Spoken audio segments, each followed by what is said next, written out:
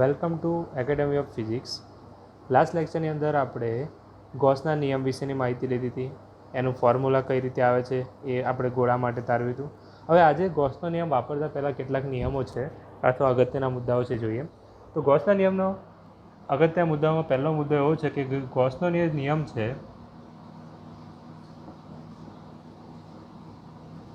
કોઈ પણ બંધ પૃષ્ઠ અથવા તો સપાટી માટે લાગુ પાડી શકાય. બરાબર. તો ગોસનો નિયમ કોઈ પણ બંધ પૃષ્ઠ અથવા તો બંધ સપાટી માટે લાગુ પાડી શકાય. ઓકે. તો ગોસનો નિયમ કોઈ પણ બંધ પૃષ્ઠ અથવા બંધ સપાટી માટે લાગુ પાડી શકાય છે અથવા લાગુ પડે છે. તે આકાર અને પરિમાણ પર આધારિત નથી. કોઈ પણ આકાર અને કોઈ પણ પરિમાણ હોય લાગુ પાડી શકાય. તે આકાર અને પરિમાણ પર આધારિત નથી. બરાબર. બીજો મહત્વનો મુદ્દો શું છે? ગોસના સમીકરણમાં, એટલે ગોસનું સમીકરણ શું હતું આપણને ખબર છે. ગોસનું સમીકરણ આ રીતે હતું: flux phi is equals to sigma Q upon epsilon naught, જ્યાં સિગ્મા ક્યુ એ વિદ્યુત ભારોનો સરવાળો છે. આને બીજી રીતે લખીએ તો ફ્લક્સ ફાઈની જગ્યાએ આપણે આ રીતે પણ લખી શકીએ. તો અહીંયા નીચે લખી દઈએ. ફ્લક્સ ફાઈની જગ્યાએ આપણે આ રીતે લખી દઈએ: બંધ સંકલન સદિશ E dot ds is equals to જે છે sigma E upon epsilon naught is equals to phi. હવે ફાઈની જગ્યાએ આપણે આ મૂક્યું છે. તો આ બે પદ થયા આપણી માટે. તો ગોસના નિયમના જે સમીકરણો છે, આ છે જમણી બાજુનું પદ છે અને આ ડાબી બાજુનું પદ છે. હવે ઇમ્પોર્ટન્ટ શું યાદ રાખવાનું છે તમારે કે ગોસના નિયમનું જે સમીકરણ છે અથવા ગોસના સમીકરણમાં ડાબી બાજુ, એટલે અહીંયા જમણી બાજુ જે સિગ્મા ક્યુ છે એની અંદર એવા જ વિદ્યુત ભારોને ધ્યાનમાં લેવાના બંધ પૃષ્ઠની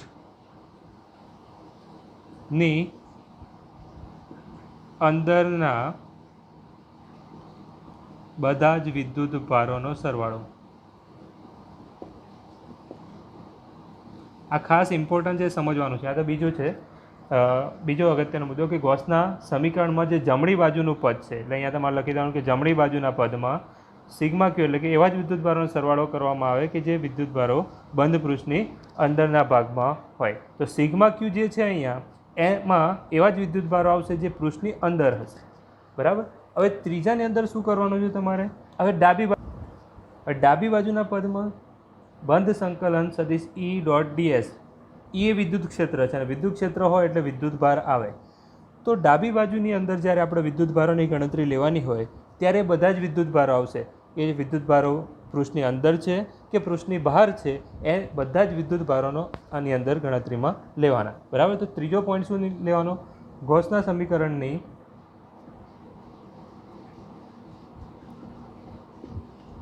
ડાબી બાજુના પદમાં વિદ્યુત ક્ષેત્ર શોધવા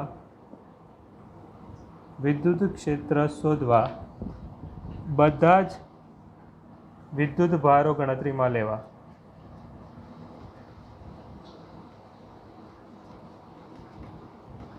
બરાબર. જ્યારે ડાબી બાજુનું સ્ટેપ હોય, વિદ્યુત ક્ષેત્ર શોધવાનું હોય, ત્યારે બધા જ વિદ્યુત ભારો આવશે. અને જ્યારે જમણી બાજુનું સ્ટેપ હોય એટલે કે આ સ્ટેપ હોય ત્યારે માત્ર એવા જ વિદ્યુત ભારો લેવાના જે બંધ પૃષ્ઠની અંદરની બાજુ હોય. હું અહીંયા એક ફિગર ડ્રો કરીશ, એમના પરથી તમને આઈડિયા આવી જશે. ઓકે. તો વિદ્યાર્થી મિત્રો, અહીંયા મને એક રેડ પેનથી જે છે એક બંધ પૃષ્ઠ છે. હવે આ બંધ પૃષ્ઠ વડે ઘેરાયેલું ફ્લક્સ ગોસના નિયમથી આપણે શોધવાનું હોય. તો જ્યારે ગોસનો નિયમ વાપરીએ ત્યારે જમણી બાજુના પદમાં જે સિગ્મા ક્યુ છે, જમણી બાજુનું પદ જે છે એમાં સિગ્મા ક્યુ એટલે કે વિદ્યુત ભારોનો સરવાળો. તો જે પ્રમાણે મેં આગળ કહ્યું એ પ્રમાણે સિગ્મા ક્યુ એટલે બંધ પૃષ્ઠની અંદરના બધા જ વિદ્યુત ભારોનો સરવાળો કરવાનો છે આની અંદર. તો સિગ્મા ક્યુ અહીંયા અંદરની સાઈડ કયા છે? Q1 છે, Q2 છે અને Q3. તો સિગ્મા ક્યુમાં આવશે અહીંયા Q1 પ્લસ Q2 અને Q3. ઓકે. હવે જ્યારે આ એક ઇમ્પોર્ટન્ટ પોઈન્ટ પત્યો, એની અંદર બીજું યાદ રાખવાનું તમારે, ડાબી બાજુ વિદ્યુત ક્ષેત્ર સદિશ ઈ શોધવા માટે. બરાબર. હવે વિદ્યાર્થી મિત્રો મેં અહીંયા તમને કીધું કે વિદ્યુત ક્ષેત્ર શોધવાનું હોય ડાબી બાજુનું તો બધા જ વિદ્યુત ભારોને ધ્યાનમાં લેવાના. એ વિદ્યુત ભારો અંદર હોય કે બહાર હોય. તો અહીંયા જુઓ ટોટલ કેટલા વિદ્યુત ભારો છે Q1, Q2, Q3 અને બહારની સાઈડ છે Q4 અને Q5. તો અહીંયા તમારે Q1, Q2, Q3, Q4 અને Q5 વડે વ્યક્તિગત વિદ્યુત ક્ષેત્ર શોધી અને પછી એનો સરવાળો કરવાનો. ઓકે, તો આ રીતે તમારે બે નિયમ ખાસ યાદ રાખવાના છે. જ્યારે જમણી બાજુનું પદમાં જે સિગ્મા ક્યુ એટલે કે જે ક્યુ ગણતરીમાં લેવાના એ બંધ પૃષ્ઠની અંદર ના હોવા જોઈએ, અને ડાબી બાજુના વિદ્યુત ક્ષેત્ર શોધવા માટે જેટલા પણ તમને તંત્રમાં વિદ્યુત ભારો આપ્યા હોય બધા જ ગણતરીમાં લેવાના. ઓકે, ચોથો પોઈન્ટ તમારે યાદ રાખવાનો છે. ગૌસના નિયમમાં વાપરવામાં આવતા બંધ પૃષ્ઠને કૌંસમાં સપાટીને ગાઉસિયન સપાટી કહે છે. ગાઉસિયન સપાટી કહે છે. એટલે કે જે સપાટી એટલે ગૌસ અથવા ગાઉસનો નિયમ વાપરવા માટે તમે કોઈક સપાટી વિચારી હોય તો એ સપાટી હશે ગાઉસિયન સપાટી. દાખલા તરીકે જો અહીંયા કોઈક ગોળો છે, O એનું કેન્દ્ર છે, R એની ત્રિજ્યા છે. O એનું કેન્દ્ર છે, R એની ત્રિજ્યા છે. હવે હું અહીંયા બે ગાઉસિયન સપાટીઓ વિચારું છું. બરાબર, તમે ધ્યાનથી જોઈ શકો છો. મેં અહીંયા બે સર્કલ રેડ પેનથી ડ્રો કર્યા છે.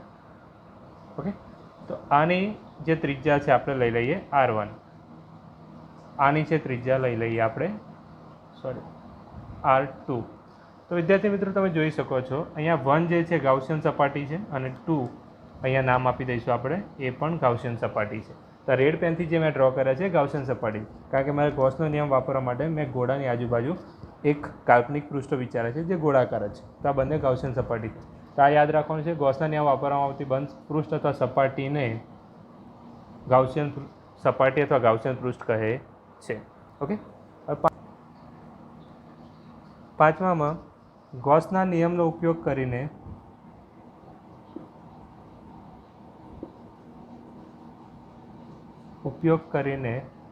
ગૌસના નિયમનો ઉપયોગ કરીને સમમિત વિદ્યુત ભાર વિતરણ વડે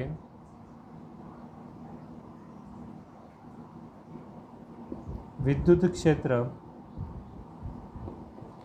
સહેલાઈથી શોધી શકાય છે. સહેલાઈથી શોધી શકાય છે.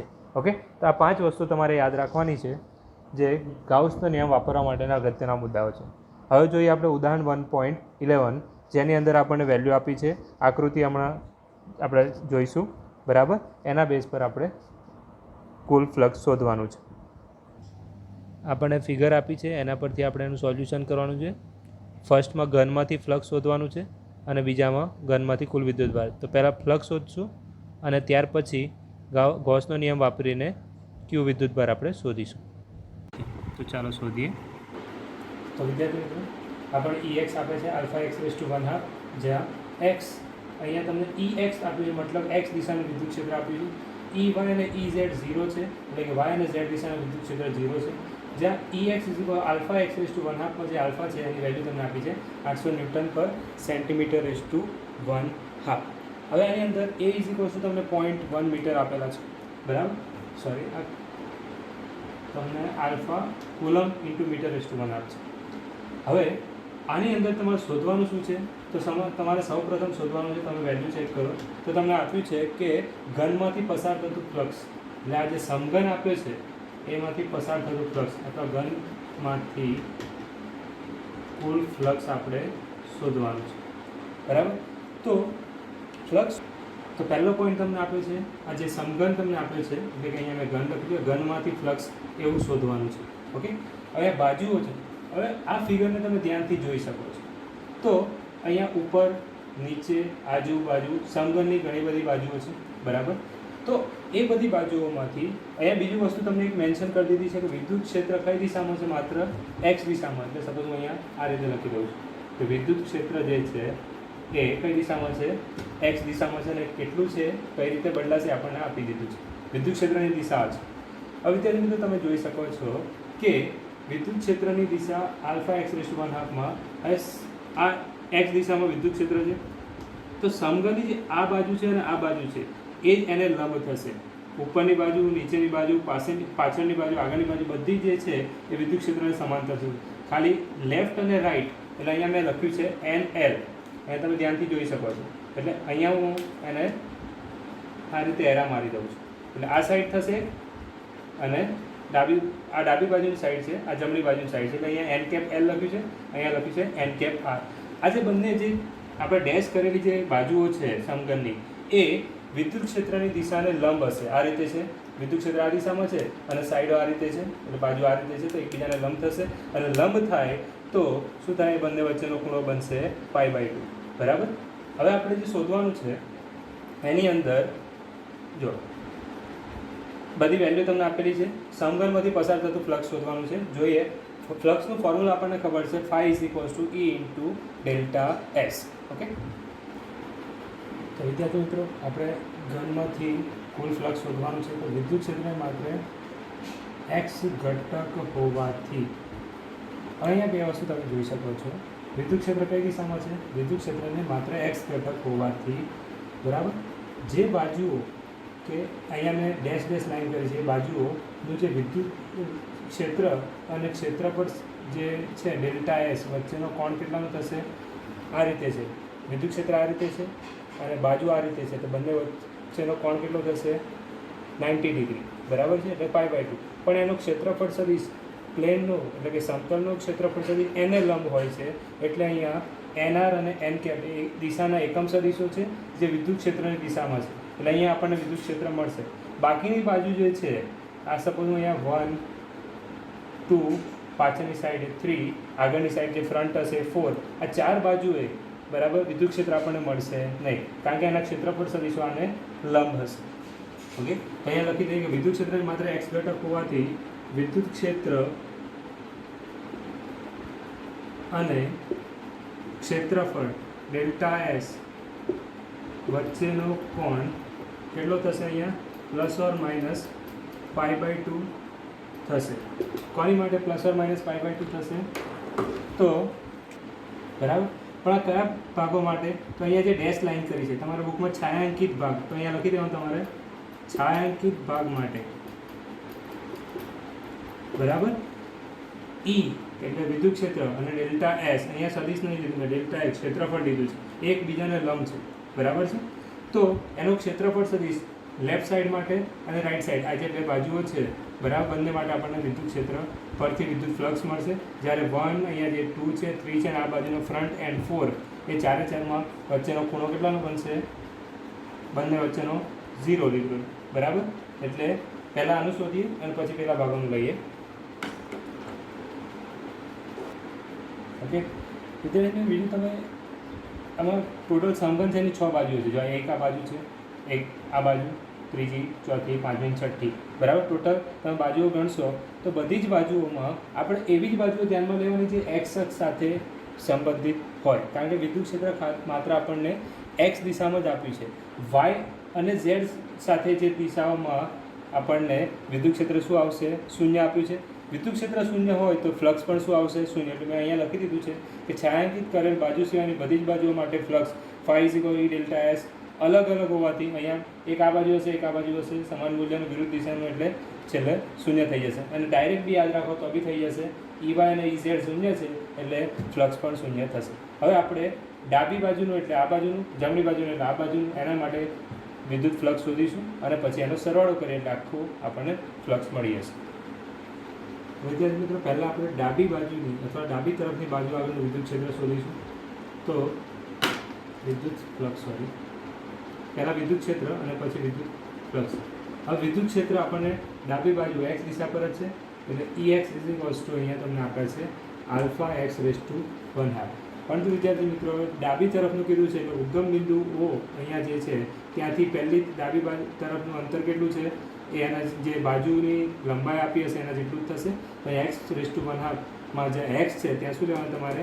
x દિશાનું અંતર કેટલું આવશે? અહીંયાથી a જેટલું. તો અહીંયા તમારે EX આવશે α(a⁻²².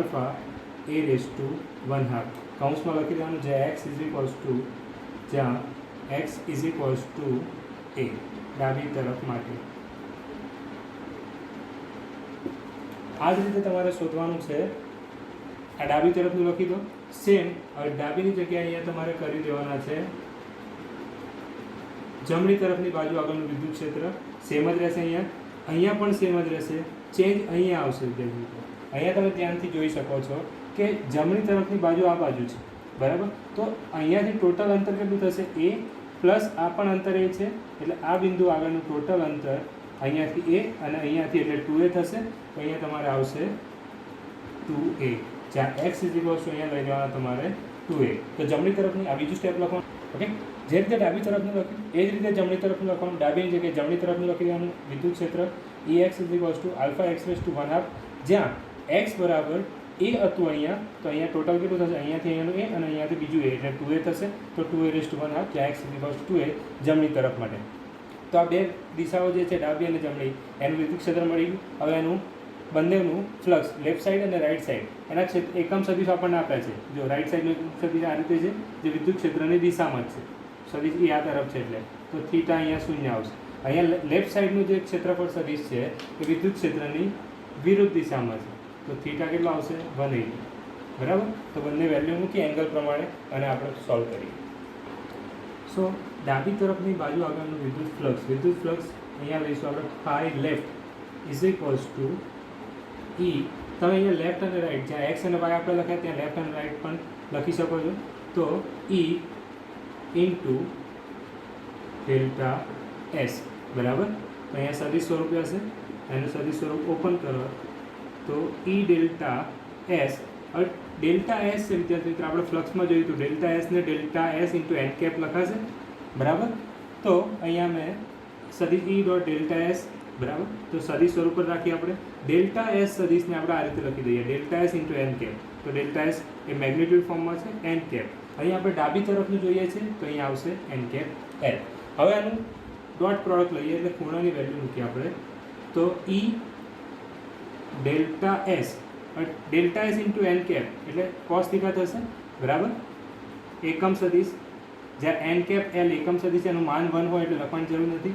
તો E delta S cos theta થશે. પણ અહીંયા થીટા કેટલો આવશે? વિદ્યુત ક્ષેત્ર આ તરફ છે, એન કેપ એલ આ તરફ છે. તો થીટા ઇઝ ઇક્વલ્સ કેટલો આવશે? 180 ડિગ્રી. તો અહીંયા આપણે લેફ્ટ લઈ લઈએ છીએ. તો લેફ્ટ માટે EL ડેલ્ટા એસ કોસ 180. હવે EL ની વેલ્યુ આપણી પાસે છે. જે પહેલું આપણે ડાબી તરફ માટે જ્યાં મેં લખ્યું નહીં પણ તમારે લખી દેવાનું છે EL, બરાબર. જ્યાં મેં EX લખ્યું ત્યાં EL લખી દેજો. તો અહીંયા EL ડાબી તરફ એવું લખેલું છે ત્યાં. લેફ્ટ સાઈડ માટે EL શું હતા? EL હતા આલ્ફા a રેઝ ટુ 1/2, બરાબર છે, ઇન્ટુ અહીંયા ડેલ્ટા એસ એટલે ક્ષેત્રફળ, બાજુનું ક્ષેત્રફળ. બાજુઓની બધી બાજુઓ સેમ છે એ એટલે a ઇન્ટુ એટલે ટોટલ થઈ જશે a સ્ક્વેર અને cos 180 એટલે -1. તો અહીંયા માઇનસની નિશાની લખી દો ઇઝ ઇક્વલ્સ ટુ -a. બુકમાં કદાચ આ વેલ્યુ પછી મૂકેલી છે, આપણે પ્રથમ જ ગણતરી કરી લઈશું લેફ્ટ સાઈડ માટે, બરાબર. આલ્ફાની વેલ્યુ આપણી પાસે છે 800, એ આપણને આપે છે 0.1, બરાબર, ઇન્ટુ cos 180 એટલે માઇનસ લઈ લીધા. હવે આનું વેલ્યુ ફાઇન્ડ કરો. તો વિદ્યાર્થી મિત્રો alpha a raise to 1/2 delta એસની જગ્યાએ આવશે a ઇન્ટુ એટલે a સ્ક્વેર cos 180 એટલે -1 થશે. તો અહીંયા માઇનસ આપણે લખી દીધા, બરાબર. Alpha as it is. હવે આ એ જે છે એની 2 ઘાત છે, એનો સ્ક્વેર છે અને એની 1/2 ઘાત છે. એટલે 1/2 પ્લસ 2 કરશો એટલે તમે સપોઝ આ રીતે કરી શકો, બરાબર. એ 2 પ્લસ 1/2, બરાબર. આના પરથી સિમ્પલ કેલ્ક્યુલેશન શું આવશે? 5/2. તો માઇનસ આલ્ફા એ રેઝ ટુ 5/2 અને સમીકરણ નંબર 1 આપી દઈએ. જે રીતે આ સમીકરણ આવ્યું એ જ રીતે જમણી તરફનું સમીકરણ લાવો.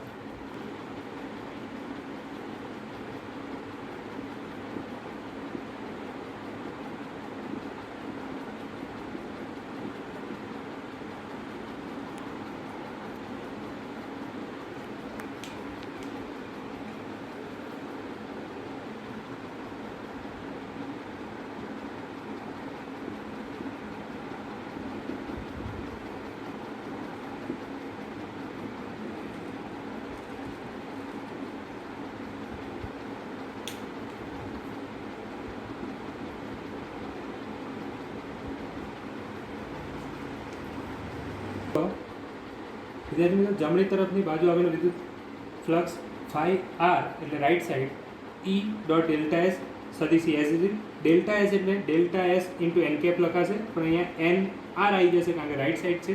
તો ઈ સદીશ E dot delta S n cap r is equals, હવે એકમ સદીશનું માન તો 1 હોય, પણ થીટા જે એંગલ છે અહીંયા વિદ્યુત ક્ષેત્ર પણ આ તરફ છે અને એકમ સદીશ છે એ પણ આ તરફ છે, એટલે થીટા કેટલો આવશે 0. cos 0 ની વેલ્યુ આવે 1. તો આની અંદર આપણને સ્ટેપ મળી જશે ઈ ડેલ્ટા એસ બરાબર. હવે ઈ અહીંયા તમારે વિદ્યાર્થી મિત્રો યાદ રાખવાનું છે રાઈટ સાઈડ. મેં ત્યાં ખાલી નામ લખ્યું હતું જમણી તરફનું, એટલે અહીંયા તમારે બધે રાઈટ સાઈડ એવું ઈ આર લખી દેવાનું છે. તો ઈ આર ડેલ્ટા એસ. હવે રાઈટ સાઈડ માટે ઈ શું હતો? રાઈટ સાઈડ માટે ઈ આપણા હતા આલ્ફા એઝ ઇટ ઇઝ હતો, એક્સની જગ્યાએ હતા 2a એની 1/2 ઘાત હતી, અને ડેલ્ટા એસ આના માટે પણ ફિક્સ જ રહેશે કારણ કે બાજુઓ સમાન છે a સ્ક્વેર. તો આપણો આલ્ફા 2a⁻1/2 ઇન્ટુ a⁻2 બરાબર. તો આ બધાનો સરવાળો કરો એટલે ફાઇનલ સ્ટેપ તમને phi R is equals to આ રીતે મળશે 2 આલ્ફા, 2 આની સાથે મલ્ટીપ્લાય થાય 2 alpha sorry 2a alpha as it is રાખો, 2a તો રૂટમાં છે એટલે અહીંયા 2a⁻1/2 છે અને a⁻2 ઘાત છે.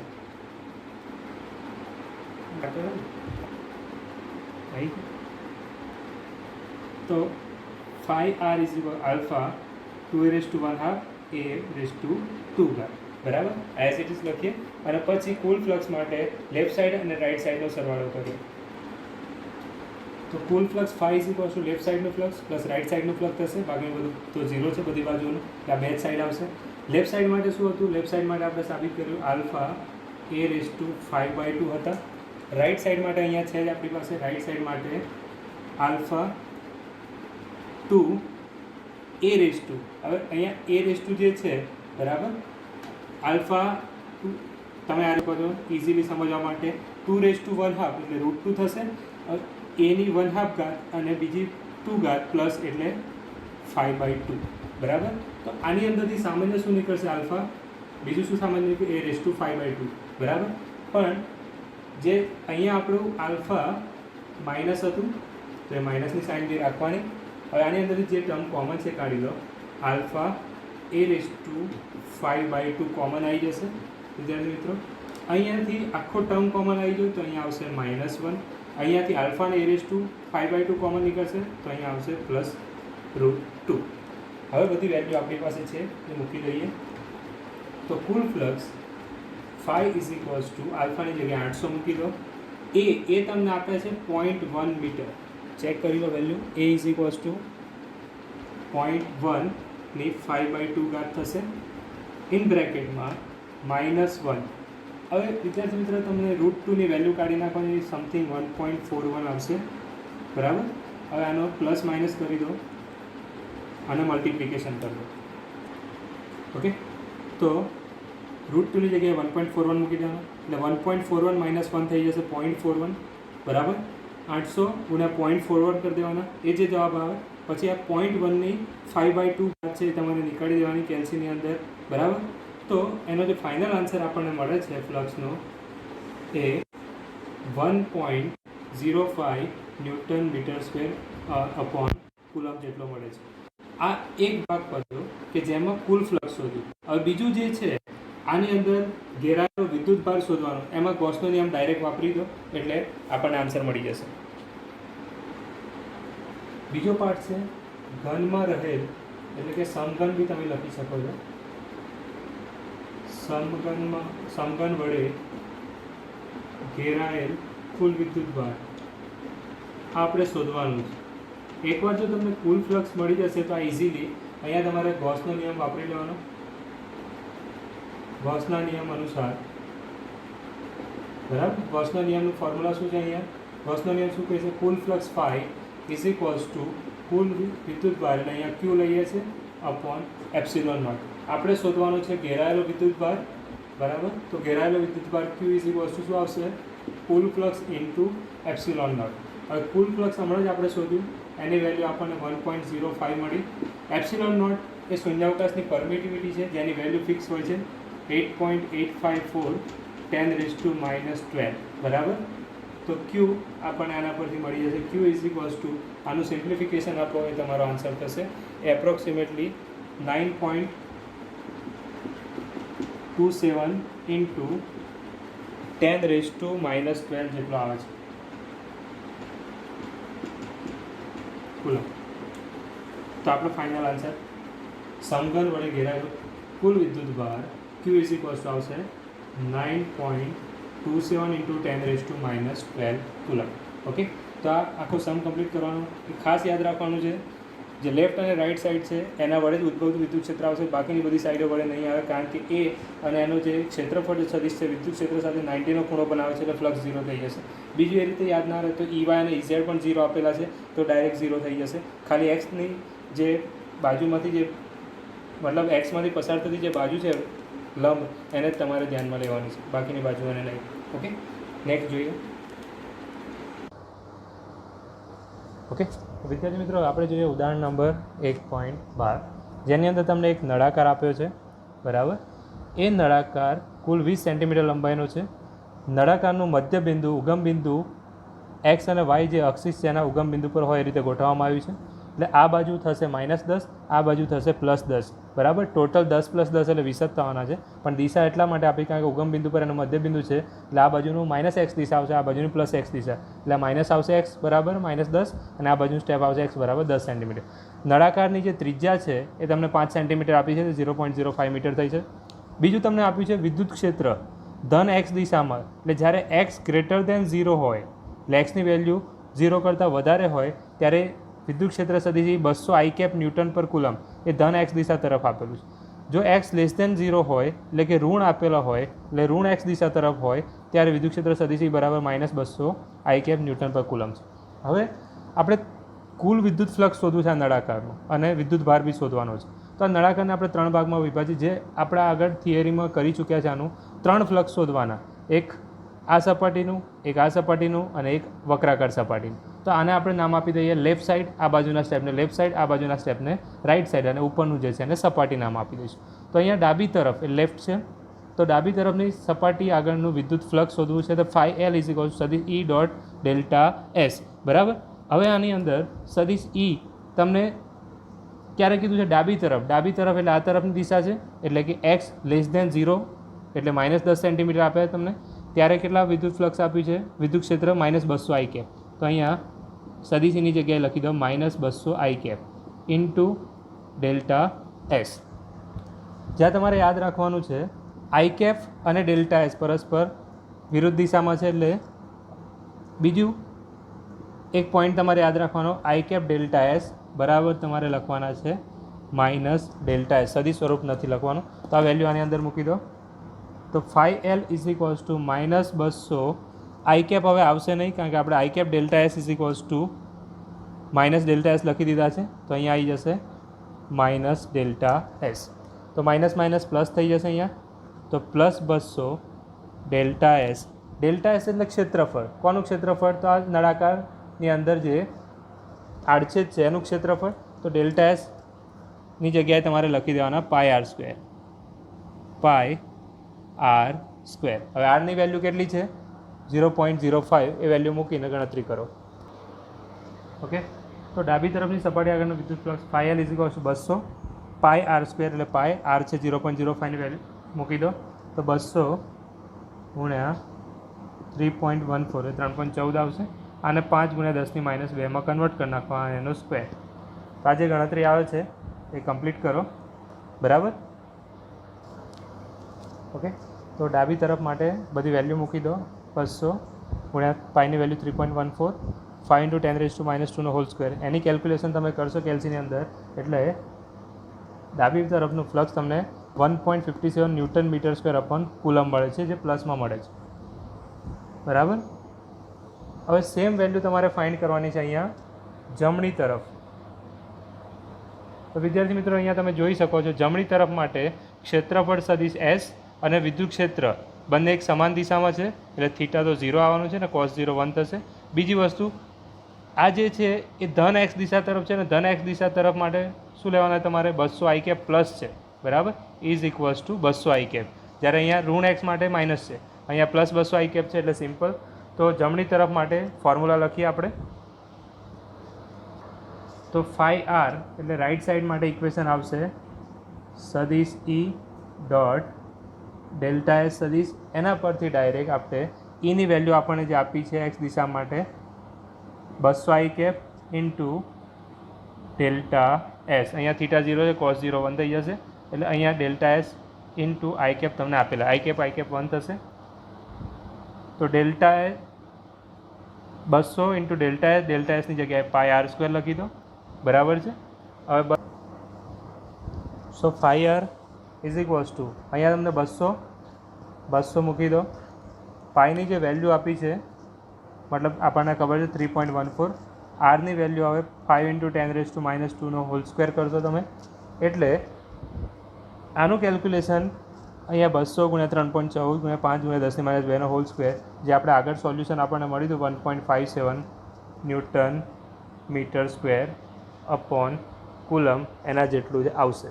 ઓકે, તો આપણને રાઈટ સાઈડનું થયું, લેફ્ટ સાઈડનો પણ સેમ વેલ્યુ મળ્યો, રાઈટ સાઈડની પણ સેમ વેલ્યુ મળી, 2 ફ્લક્સ થયા. હવે સપાટી આગળ, તો અહીંયા સપાટી આગળ સપોઝ મેં અહીંયા કોઈ બિંદુ વિચાર્યું, વિદ્યાર્થી મિત્રો આ ખાસ ધ્યાનથી જોજો, આ સપાટી છે, આ સપાટી આગળ સપોઝ હું અહીંયા કોઈ બિંદુ પી વિચારું છું, તો પી બિંદુએ જે સપાટી પરનું બિંદુ છે, અહીંયા બધા જ બિંદુઓ તમે લઈ શકો. તો ક્ષેત્રફળ સદિશ ડેલ્ટા એસ એ એને લંબ છે, વિદ્યુત ક્ષેત્ર આ દિશામાં અથવા તો આ દિશામાં તમે વિચારી શકો, બરાબર. તો વિદ્યુત ક્ષેત્ર ડેલ્ટા એસ, વિદ્યુત ક્ષેત્ર સદિશ ઈ અને ક્ષેત્રફળ સદિશ ડેલ્ટા એસ પરસ્પર કેવા છે, લંબ છે, એટલે થીટા 90 અને કોસ 90 આવશે 0. તો અહીંયા ફ્લક્સ પણ 0 આપણે લખીએ.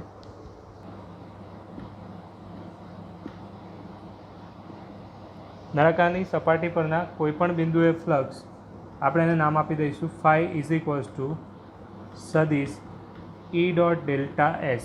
હવે વિદ્યાર્થી મિત્રો તમે આ ફિગર પરથી જોઈ શકો છો, ઈ અને ડેલ્ટા એસ વચ્ચેનો ખૂણો કેટલો છે, ઈ ડેલ્ટા એસ કોસ થીટા, પણ થીટા અહીંયા કેટલા લેવાના તમારે 90, કારણ કે સદિશ ઈ અને ડેલ્ટા એસ સદિશ એ પરસ્પર લંબ છે, લંબ હોય તો થીટા આવે 90.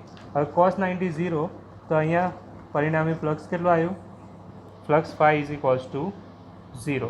આ રીતે લખી રાખો, flux phi is equals to 0. તો અહીંયા 3 સપાટીઓ છે, એ લેફ્ટ સાઈડ, રાઈટ સાઈડ અને વક્રાકાર જે નળાકારની સપાટી, ત્રણે ત્રણનું કુલ ફ્લક્સ શોધવું હોય, એટલે કે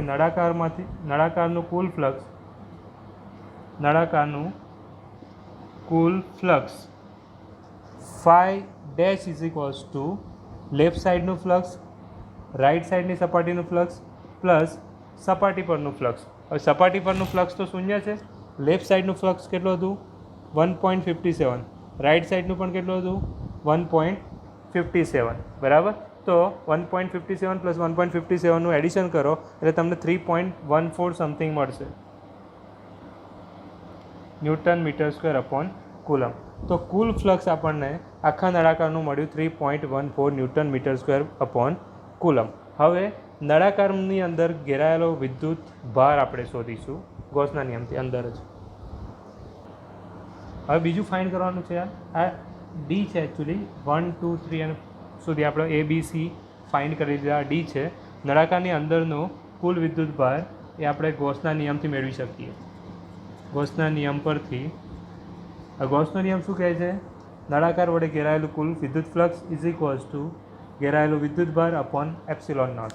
તો આના પરથી વિદ્યુત ભાર q is equals to 5 into epsilon naught. હવે નળાકાર વડે ઘેરાયેલું કુલ વિદ્યુત ફ્લક્સ જે હમણાં આપણે શોધ્યું એ કેટલું હતું 3.14. હવે એપ્સિલોન નોટની વેલ્યુ ફિક્સ જ હોય છે 8.854 10⁻12. તો નળાકાર વડે ઘેરાયેલ કુલ વિદ્યુત ભાર આની ગણતરી કરો એ તમારો આન્સર થશે. તો વિદ્યાર્થી મિત્રો કુલ વિદ્યુત ભાર ક્યુ ઇઝ ઇક્વલ્સ ટુ આવશે 3.14 ઇન્ટુ 8.854 એટલે 2.78 ઇન 10⁻11 કુલમ. મેં અહીંયા ઘાત કન્વર્ટ કરીને ડાયરેક્ટ કેલ્સી પ્રમાણે એનો આન્સર મૂક્યો છે. તો 2.78 ઇન્ટુ 10⁻11. તો આ કુલ વિદ્યુત ભાર નળાકાર વડે ઘેરાયેલો અને કુલ ફ્લક્સ આવશે 3.14. ઓકે, તો આ સેકન્ડ સમ થયો 1.12. થેન્ક યુ વિદ્યાર્થી મિત્રો. આ તમારો સ્વાધ્યાયનો 1.15 જે સમ છે એ વિદ્યુત ફ્લક્સ અને ગાઉસ અથવા ગૌસના નિયમ પર આધારિત છે, જે તમારે જાતે સોલ્વ કરવાનું છે. એનો આન્સર પણ મને યુટ્યુબ કોમેન્ટમાં જણાવવાના છે. આનો આન્સર પર તમારે મને યુટ્યુબથી કોમેન્ટમાં જણાવવાનો છે. આ એક MCQ બેઝ ક્વેશ્ચન છે જેનો આન્સર તમારે મને જણાવવાનો છે. Okay, thanks for watching. કોઈ પણ ડાઉટ હોય તો તમે મને વોટ્સઅપ કરી શકો છો આ નંબર પર. Thanks for watching.